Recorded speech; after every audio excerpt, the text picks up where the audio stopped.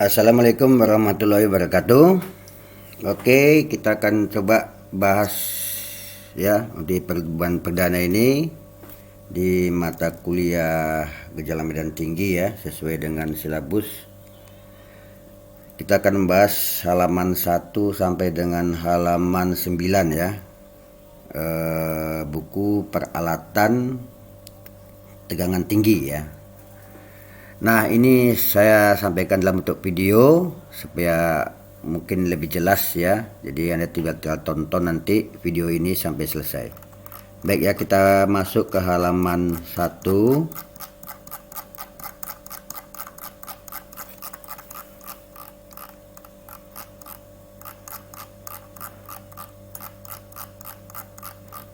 Nah,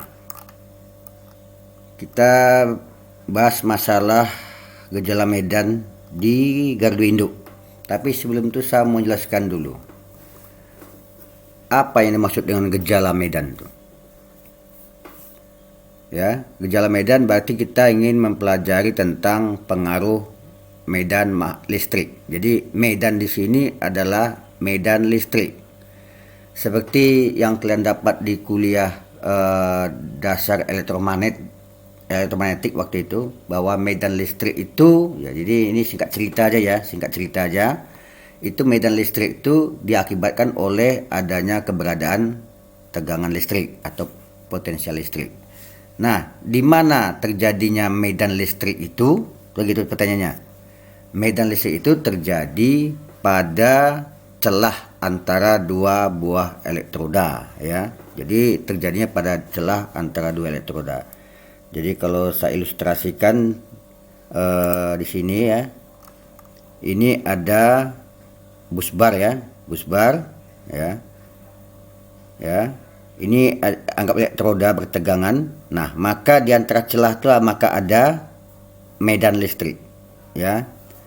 Medan listrik kan kalau dari persamaan yang kalian pelajari waktu kuliah elektromagnetik itu kan persamaannya Q1 Q2 per R kuadrat ya. Q1 Q2 per R kuadrat, di mana Q1 dan Q2 itu muatan. Nah, nanti ujung-ujungnya persamaan medan itu akan menjadi V per D ya. Jadi akan menjadi nanti V per D, tegangan dibagi dengan jarak elektroda. Ya. Nah, jarak elektroda berarti kalau itu semakin besar jarak elektroda maka medan semakin kecil, begitu ya. Dan semakin kecil jarak elektroda maka medan semakin besar. Itu teorinya kan. Nah, itu saya nggak terangkan lagi, itu kalian sudah dapat di kuliah dasar elektromagnetik. Nah, kita akan membahas masalah gejalanya saja. Nah, medan listrik seperti saya sebutkan tadi itu kan berasal dari ada tegangan. Kalau begitu 1 volt kan juga ada medan listrik kan, 2 volt. Jadi nggak mesti nunggu tinggi-tinggi. Tegangan berapa aja akan muncul medan listrik. Nah, permasalahannya kapan harus kita bahas gejala medan itu? Ya, kalau 1 volt, 5 volt atau 10 volt bahkan 220 volt itu medan yang terjadi belum terasa efeknya, ya. Tapi kalau tegangan sudah kilovolt, misalnya 150 volt 150 kilovolt yang ada di transmisi, itu maka sudah terjadi pengaruh. Nah, apa pengaruh medan itu? Nah, itu yang akan kita bahas ya. Tapi inti dari semua pengaruh itu adalah adanya lompatan muatan-muatan listrik antara satu elektroda ke elektroda yang lain. Itulah intinya. Nah, akibat ada lompatan muatan-muatan listrik itulah maka menimbulkan efek-efek yang berbeda nanti. Ya, itu akan kita kupas besok-besok. Nah, pengaruh itu akan muncul kalau tegangannya sudah orde kilovolt. Nah, tegangan yang 22 kV itu masih kecil loh pengaruhnya, tapi kalau udah 150 kV udah terasa. Itu makanya kalau kita bicara gejala medan itu banyak bicara di sisi transmisi ya. Karena sisi transmisi itu disitulah medan itu begitu pengaruh. Ya. Oke, itu pendahuluannya ya dari saya. Nah, sekarang kita kupas. Bicara gejala medan. Nah, ini kita lihat sistem transportasi listrik ya. Di sini ada pembangkit, ada transmisi, ada distribusi, ada beban. Nah, ini yang tadi saya katakan tegangannya itu 150 kV kalau untuk Pekan Riau, kalau di Pulau Jawa itu udah 500 kilovolt. Ini distribusi yang 20 sampai 22 kV. Ini sisi beban nanti 380 atau 220 ya. Nah, disinilah nanti terjadinya gejala medan yang sudah terasa. Efeknya bisa merusak peralatan-peralatan medan di sisi transmisi ya. Kita lihat apa itu peralatan yang di sisi transmisi itu. Di gardu induk ya. Nah, ini kita lihat nih. Coba kita lihat komponen gardu induk itu apa aja. Mulai dari sini ya, di situ ada CC. Kita lihat di sini lah. Di sini kan dari daftar ini. Pembagi tegangan kapasitor CC, ini dia. Ini pembagi tegangan kapasitor, terus lanjutkan dengan PT. PT itu potential transformer ya. Itu gunanya untuk mengukur tegangan transmisi. Jadi kita nggak mungkin mengukur langsung tegangan transmisi. Tak ada dijual di pasaran voltmeter tegangan tinggi. Yang ada voltmeter 1000 volt. Nah, caranya bagaimana? Menggunakan sistem ini. Ya. Jadi ujung-ujung dari PT ini 380. Ya.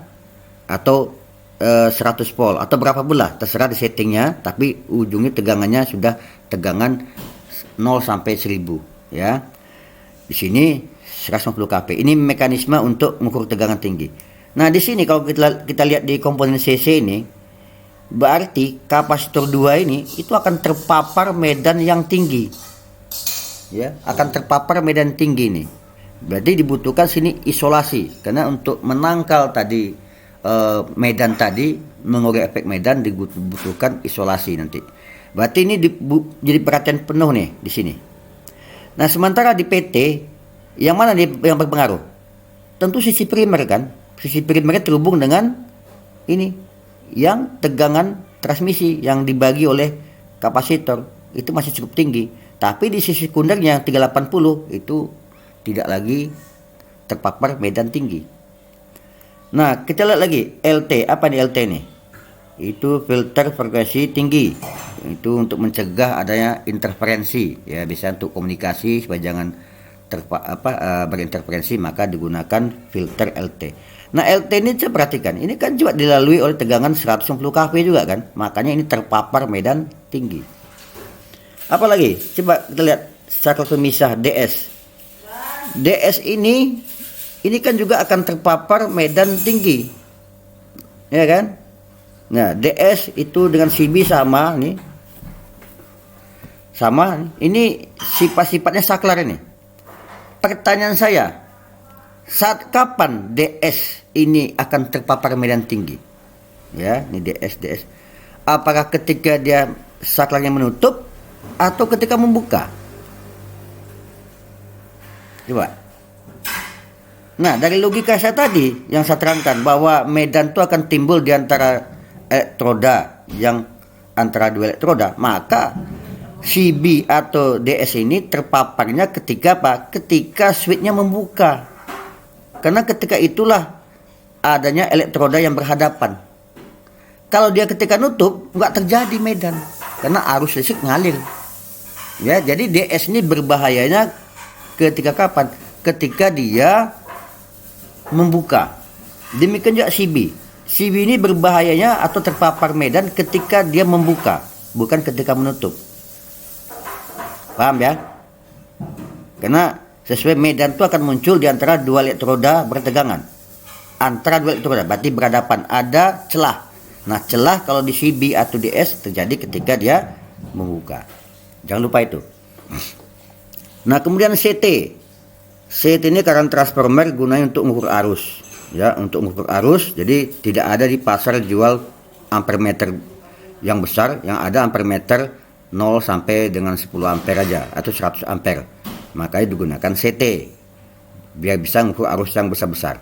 Nah, ini kalau kalian tahu konstruksi CT kan, itu ada lilitan primer digantikan oleh sebatang konduktor, terus ada lilitan sekunder. Nah, lilitan sekundernya itu tidak bermasalah karena di situ tegangannya kecil, tapi di konduktor primernya yang akan terpapar juga kemungkinan medan. Ya. Kemudian lightning arrestor. Wajar ya, karena dia ini gunanya untuk menyalurkan arus gangguan ke tanah.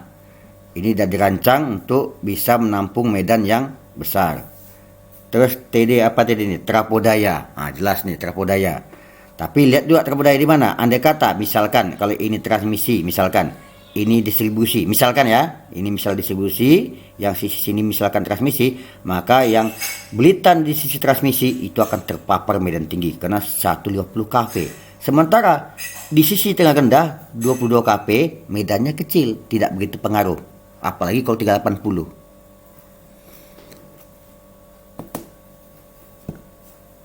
Nah, itu yang saya maksud tadi. Oke ya.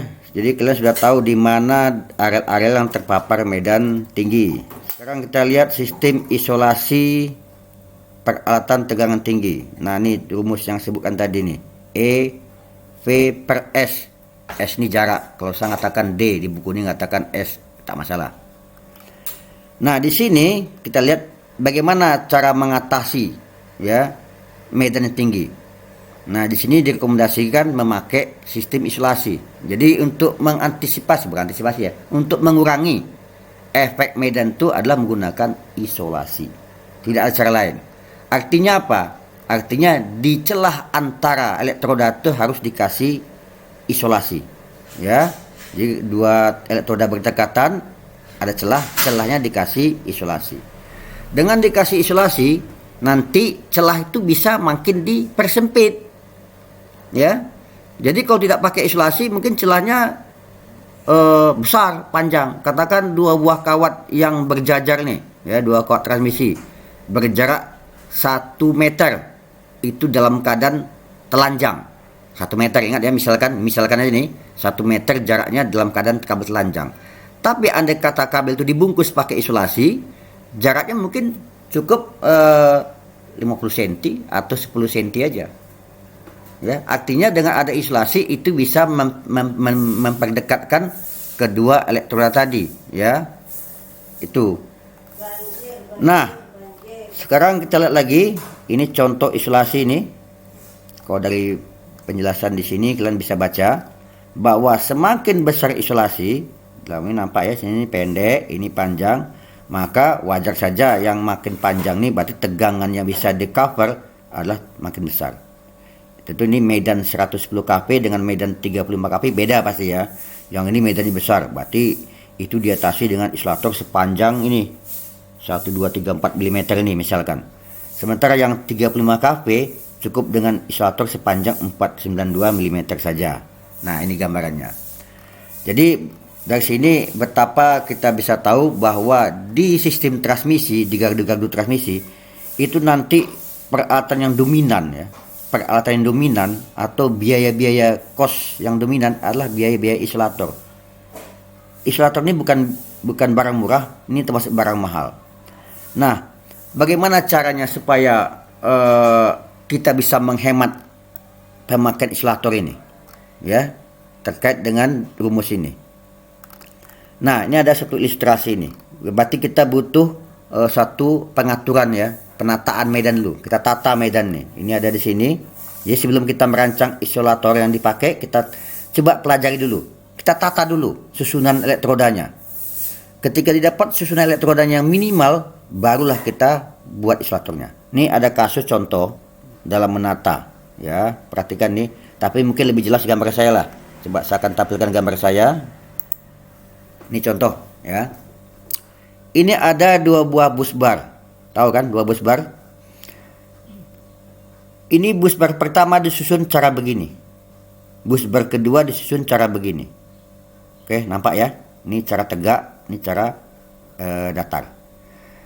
Ternyata dengan medan yang sama, kalau kita buat E1 sama dengan E2, maka dibutuhkan jarak untuk yang gambar kiri itu lebih pendek dari jarak yang gambar kedua.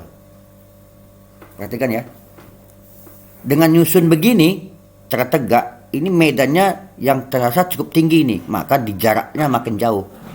Dibandingkan dengan medan yang disusun begini. Yang disusun cara begini, ini medan terasa lebih kecil, maka bisa diperdekat jaraknya, sehingga hanya dibutuhkan jarak D1. Ini harus D2, di mana D1 jauh lebih kecil dari D2. Ya, ini gambaran ya. Berarti kalau Anda menggunakan sistem cara gambar kanan, Ini berapa nih biayanya untuk mengcover gini nih isolatornya? Mahal ini. Tapi dengan susunan begini coba berapa volume isolator dibutuhkan? Kecil kan? Coba bandingkan.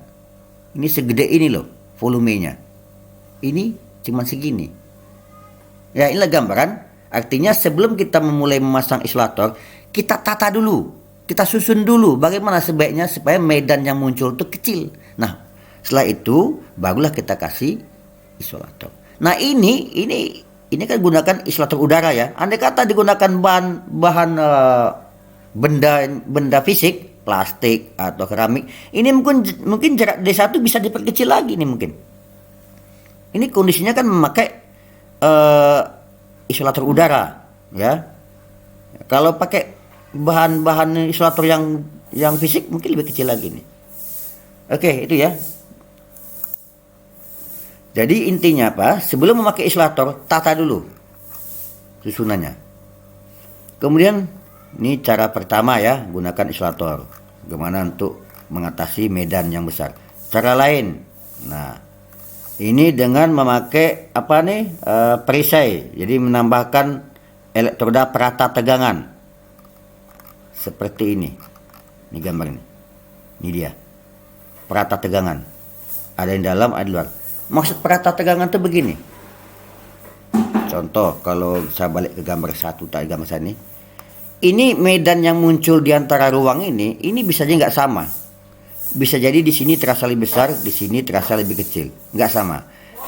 Akibatnya apa? Medan yang kebetulan di titik yang besar pasti nanti terjadi perusakan di sini. Maka di sini dibutuhkan perata supaya mendistribusikan medan ini biar sama. Maka dikasihlah semacam apa nih konduktor di antara ini. Jadi ditambahkanlah konduktor kayak begini misalkan. Nah, ya. Ditambahkan. Nah, begini. Nah, tujuan untuk meratakan ini. Ya. Mungkin di bawah juga ada, mungkin banyak konduktor tapi tidak saling bersentuhan. Tujuannya apa? Untuk meratakan medannya ini. Ya. Nah, ini sayangnya nggak ada gambar yang sebenarnya. Coba Anda cari di internet, banyak itu gambar-gambar perisai ya, elektroda perata tegangan ya. Nah, ini yang ada misalkan di bushing trafo ya. Di sini dikasih semacam sirip-sirip di celah antara ini casing, ini elektroda ya. Antaranya dikasih apa semacam perisai-perisai kayak lembaran konduktor tapi tidak bersentuhan ya. Agak tiga, ini dia mengeliling ya. Jadi lihat tangan saya ini konduktor ini dikelilingi oleh semacam apa nih? Dikelilingi oleh semacam ini logam juga ya. Jadi ibaratnya seperti kabel koaksial gitu ya, dikelilingi oleh konduktor-konduktor untuk tujuan meratakan medan ini. Nah, mungkin ini kalian tolong cari gambarnya di internet ya. Nah, kemudian kita masuk ke konduktor peratan tegangan tinggi, karena ini juga yang akan terpapar dengan medan tinggi. Si konduktor itu bertegangannya 150 kV. Wajar aja dia akan merasakan medan yang tinggi sehingga bisa punya efek nantinya. Nah, kalau kita lihat cerita sini, saya bisa kupas nih, saya ada ilustrasikan di saya sendiri. Nah, ilustrasinya nih, perhatikan nih. Ini ada kabel, kita bicara kabel di sisi transmisi dan kabel distribusi. Ya. Kedua kabel di transmisi dan distribusi ini pasti menyalurkan daya sebesar S P kali I, betul kan? Di mana besar S-nya sama antara transmisi dan distribusi, itu pasti. Daya di transmisi pasti sama dengan daya di distribusi. Yang membedakannya apa? Tegangan dan arus. Di transmisi itu tegangannya besar, arusnya kecil, ya. Lihat ya, tegangannya 150 kV loh. Sehingga dengan S yang sama, I-nya kecil kan? Sementara di distribusi dengan S yang sama, V-nya kecil kan, 380 atau 22 kV, I-nya besar. Jadi di sini arusnya kecil, di sini arusnya besar. Ya.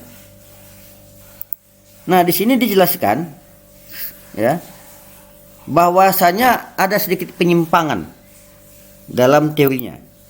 Sang gini, kalau kita berandai-andai dari sini, ya, lupakan dulu yang tulisan saya ini, ya, yang apa nih? Ini kalau di transmisi dengan arus yang kecil, ini arus besar. Berarti arus kecil ini butuh penampang yang kecil kan? Kan gitu kan? Logikanya.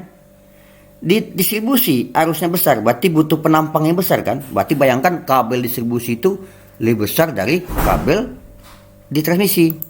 Nah, ini jadi kalau kabelnya segini misalkan, di sini segede ini.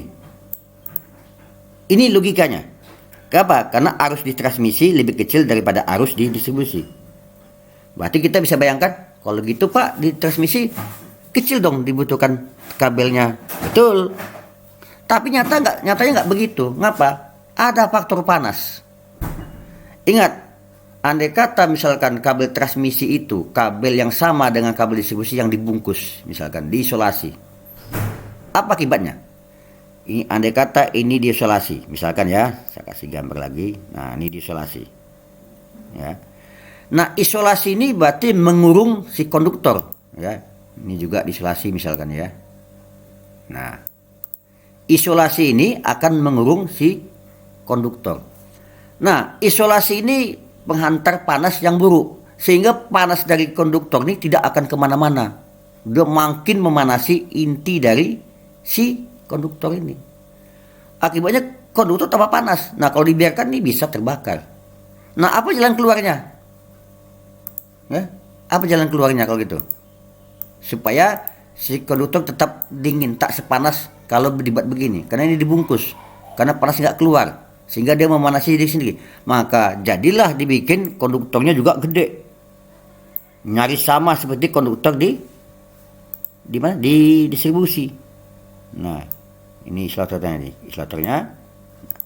Jadinya begini. Sehingga apa? Akibatnya penambang kabel di transmisi yang tadinya seharusnya kecil tetap saja gede, besar. Ngapa? Karena adanya panas. Paham ya? Nah, itulah tadi yang diceritakan di bab 1.5 tadi.